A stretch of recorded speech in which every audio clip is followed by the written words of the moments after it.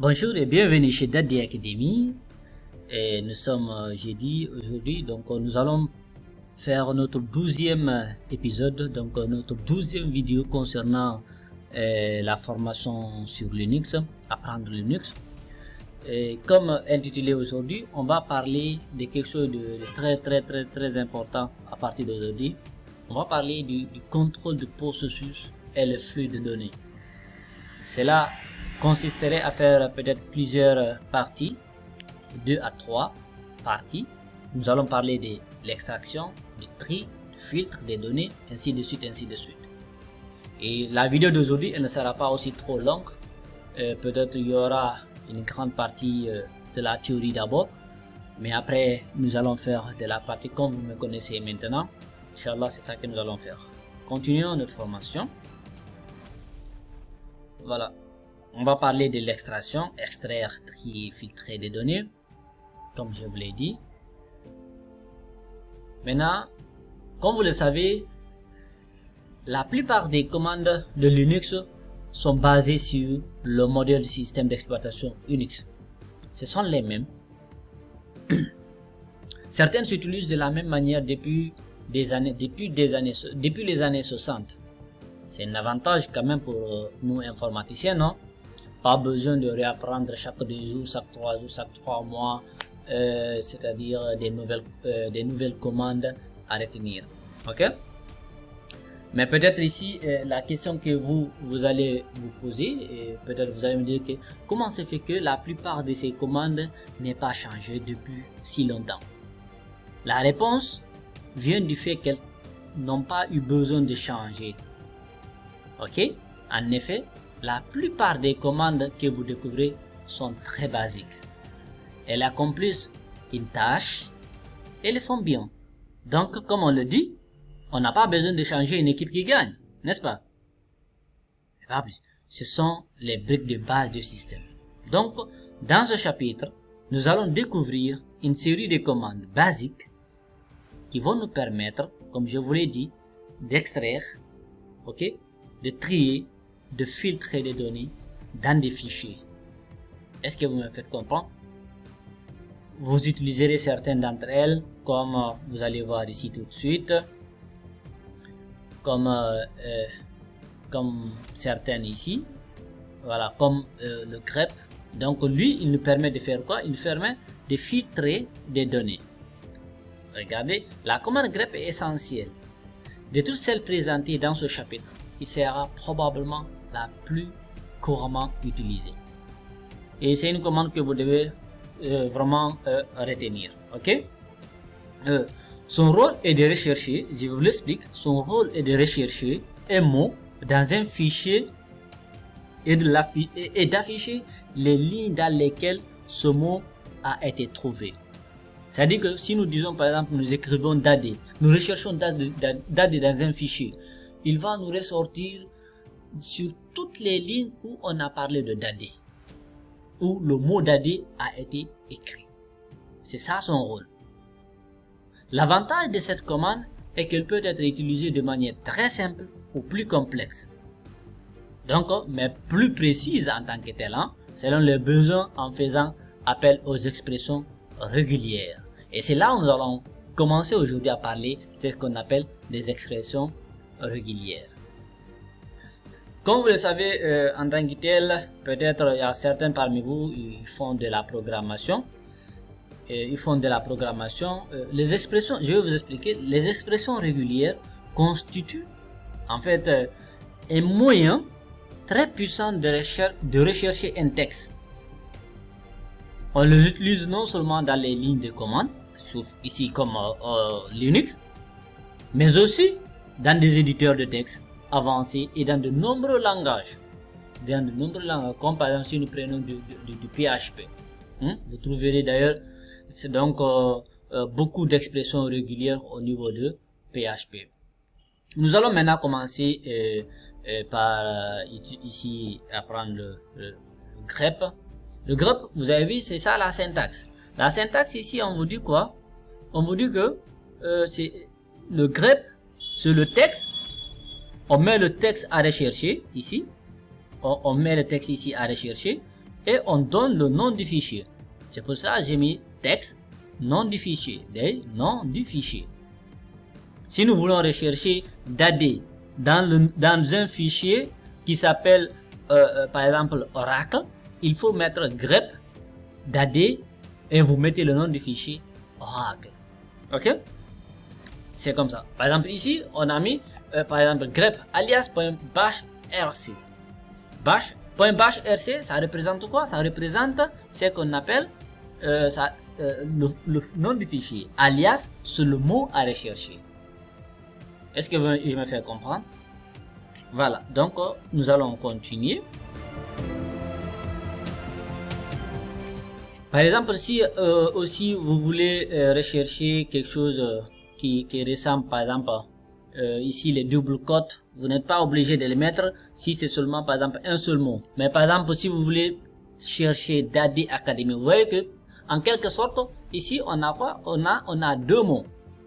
Mais notez qu'il n'est pas nécessaire de mettre des guillemets autour du mot, sauf si vous recherchez en fait une suite de plusieurs mots séparés par des espaces.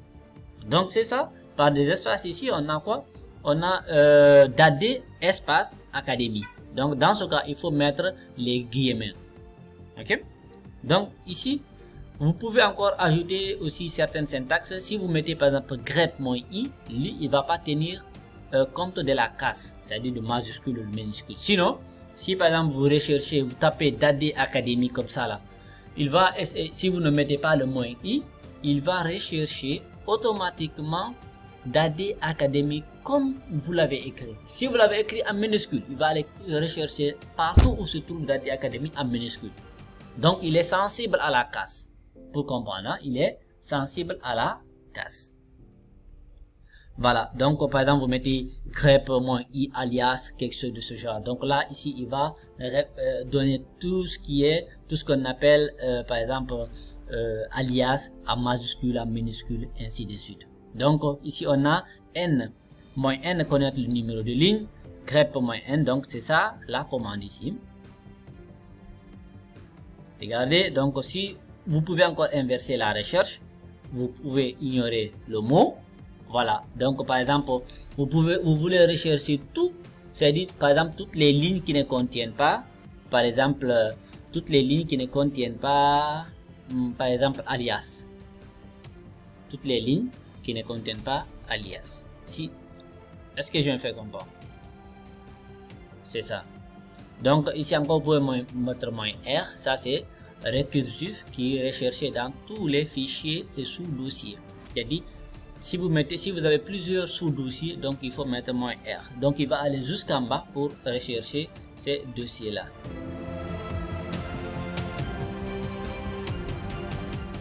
Ok, donc ici, comme je vous le disais, vous pouvez rechercher dans tous les fichiers et sous-dossiers.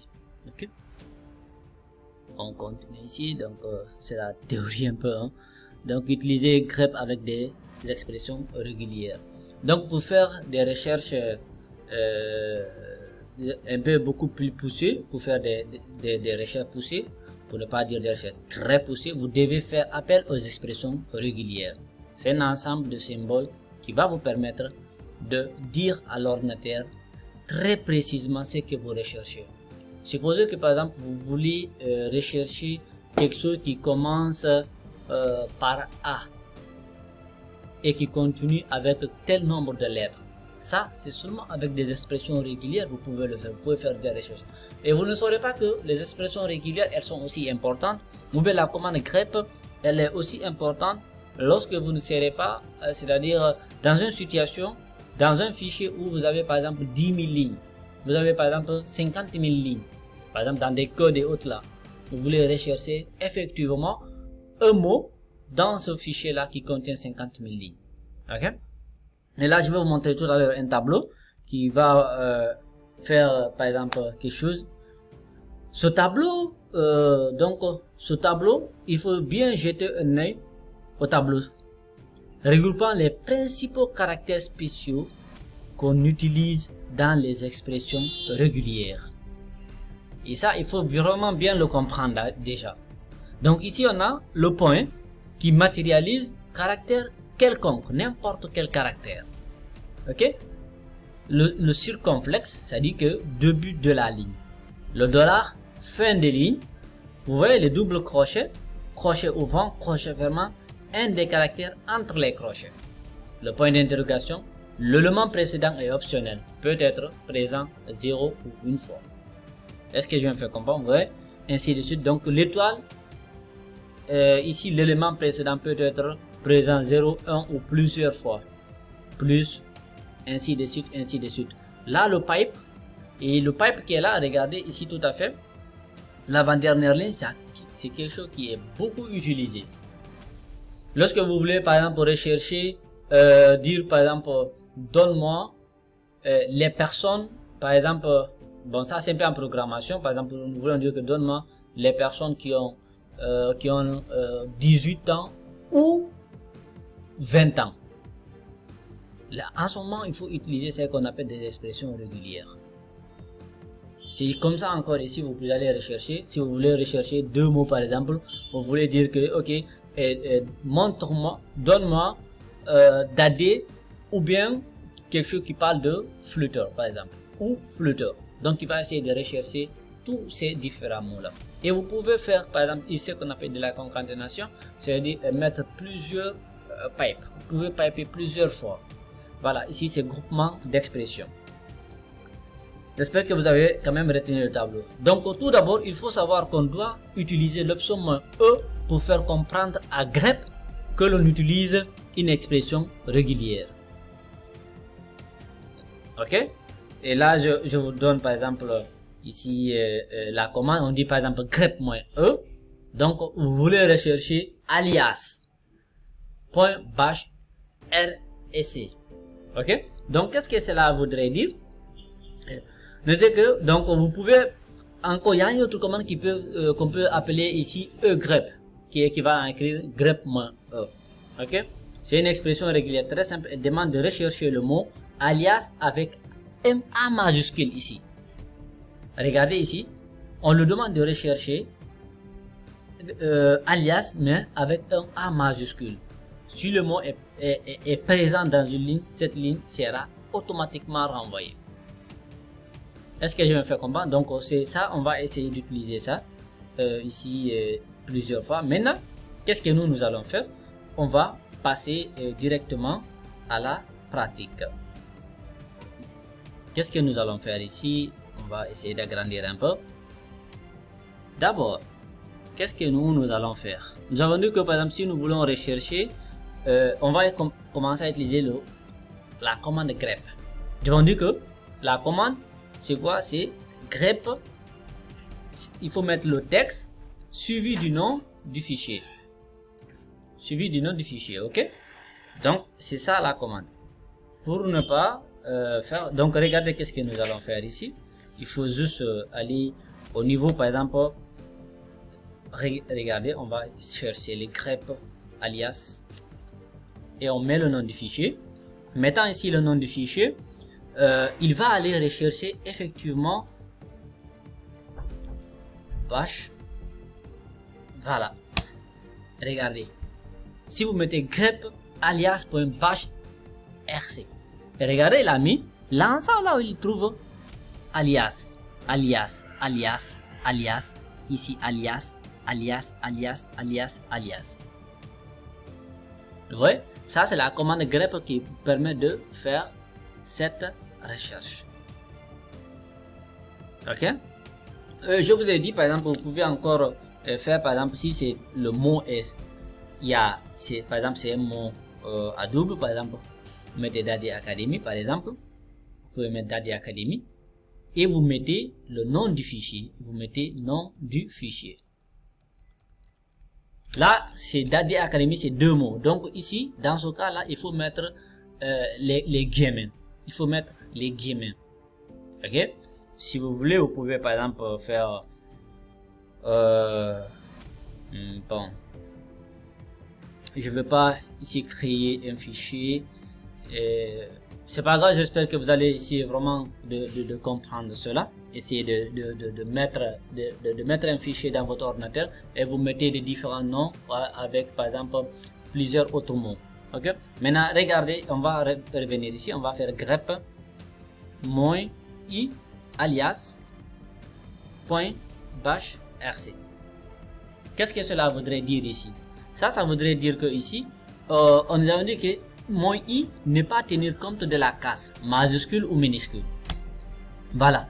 Regardez tout à l'heure. Tout à l'heure ici, il n'a pas affiché les A en majuscule. Il a affiché uniquement ceux qui sont là en minuscule.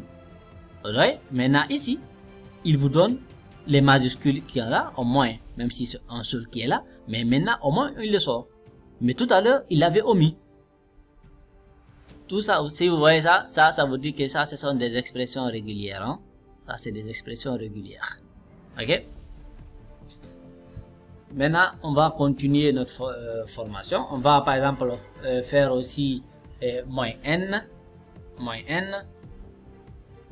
Maintenant, ici, qu'est-ce que nous allons faire maintenant? Nous avons dit que maintenant, vous avez vu que par exemple, ici, il est très difficile de comprendre que ça, c'est le numéro de la ligne. Qu'est-ce que nous allons faire? On va faire grep moins, qu'est-ce qu'on avait dit? Moins n, number. On met alias, par exemple, on met point bash rc. Ça, c'est valable sur n'importe quel fichier. Hein. Moi, j'ai juste pris ça. Vous voyez, par exemple, ici, on me dit que le premier alias ici, il se trouve à la ligne 75. Il est là. Ainsi de suite. Donc là, il a mis l'ensemble des numéros. Il a mis l'ensemble des numéros ici. Maintenant, ici, c'est quoi? Par exemple, si on voulait encore maintenant inverser, on a parlé. C'est des exemples. Hein. On va faire encore un grep moins v alias bash rc. Ouais. Là, qu'est-ce que nous lui avons dit? Nous lui avons demandé de nous donner toutes les lignes qui ne contiennent pas un mot, c'est-à-dire le mot alias. Vous allez rechercher jusqu'à demain, vous ne verrez pas ça. Et imaginez que s'il fallait faire ça manuellement, ça allait être quelque chose de très compliqué. Ça allait être catastrophique. Mais avec les lignes de commande de Linux, franchement, vous pouvez rendre la vie encore beaucoup plus simple. Donc, on a parlé aussi d'une autre commande ici. Par exemple, on peut mettre grep, on met R. Par exemple, on dit que, supposons qu'on met DAD Academy. On dit que il se trouve dans Oracle Linux, par exemple. On met slash, par exemple. Qu'est-ce que cela veut dire? Là, il va rechercher dans tous les fichiers et les sous-dossiers qui sont où se trouve DAD Academy. J'ai mis DAD Academy entre guillemets, c'est parce que on a quoi ici? On a deux mots, ok, séparés par des espaces. Si c'était un seul mot collé, si on mettait par exemple comme ça, et par exemple ici, il va dire qu'aucun fichier trouvé. C'est normal parce qu'il n'y a pas un fichier qui s'appelle ici Oracle Linux. Si on disait par exemple ici grep -r, on met DAD. Si le DAD était comme ça, Academy, là vous n'avez pas besoin de mettre les guillemets. Est-ce que je me fais comprendre? Ça c'est donc l'ensemble des sous-dossiers. Maintenant vous pouvez utiliser, parce qu'on a parlé tout à l'heure des expressions régulières. On va prendre, même si c'est aujourd'hui d'abord, un seul exemple avec des expressions régulières. Nous avons dit qu'avec les expressions régulières, on va faire grep-e pour signifier à ce qu'on appelle à grep, quand maintenant nous utilisons des expressions régulières. On va lui dire que ok, affiche-nous seulement alias qui commence avec la lettre A majuscule. Voilà. Vous voyez, là il nous ramène uniquement une seule ligne, unique ligne. Vous avez vu que c'est fort, non? Il comprend rapidement et facilement. Ok. Vous pouvez encore utiliser par exemple moins. Vous pouvez dire par exemple grep -e, on fait l'accent circonflexe ici, on lui dit alias. Attention.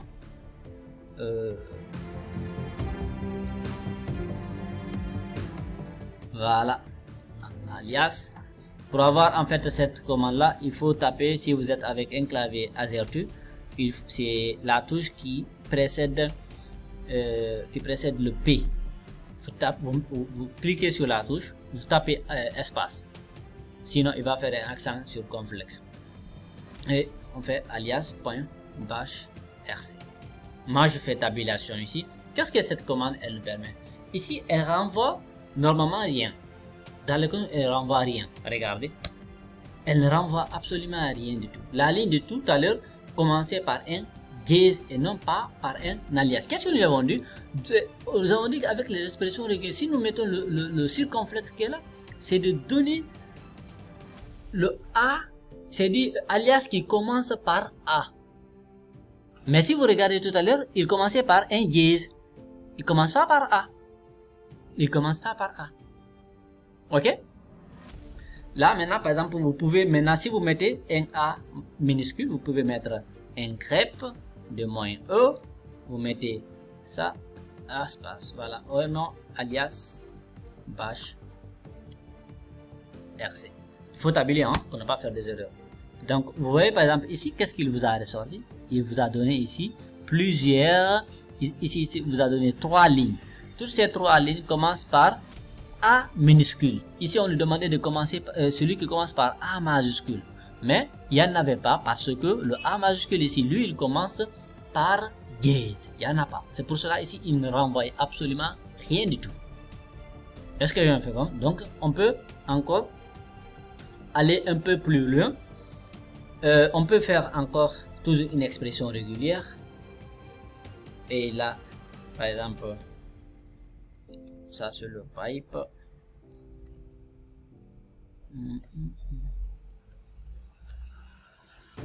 Je voulais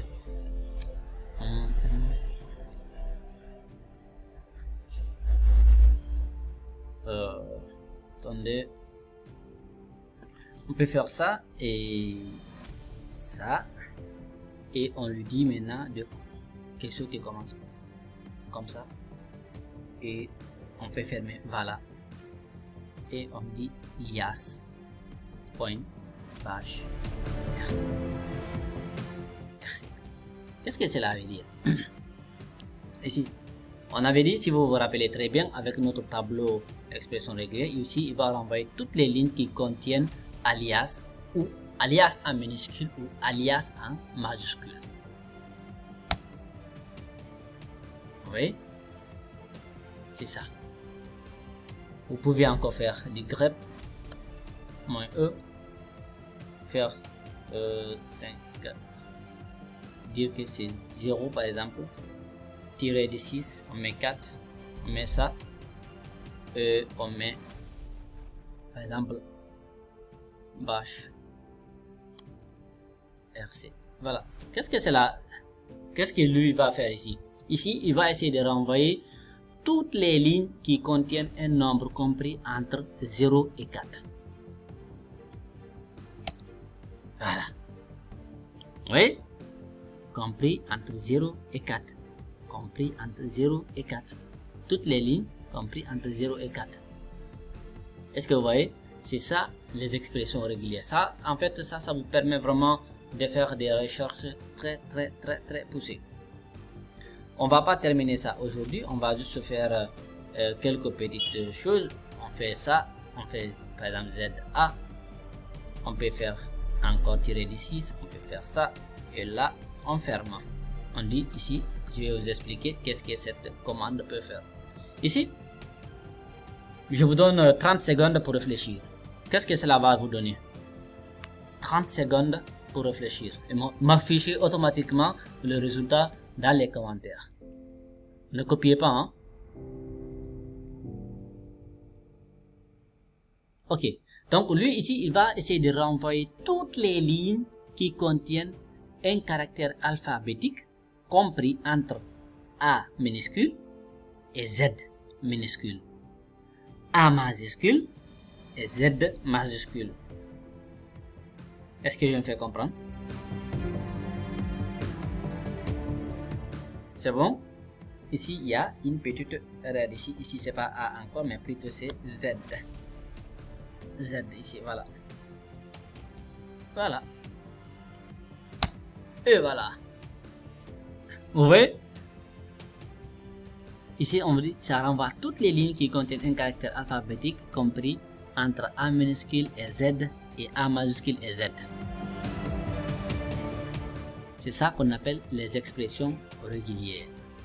Donc, le cours prochain, on va parler du tri. Comment trier des lignes en fait. C'est-à-dire, nous allons apprendre la commande short.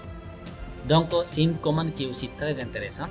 Qui va nous permettre, si par exemple vous maîtrisez aussi Excel, vous savez que par exemple dans Excel, vous pouvez faire des filtres, vous pouvez trier par exemple. Vous pouvez trier par exemple par ordre croissant, ordre décroissant, ainsi de trier par ordre alphabétique, ainsi de suite, ou qui commence par A ou bien qui commence par Z, quelque chose. Donc le cours prochain, on en parlera sur ça.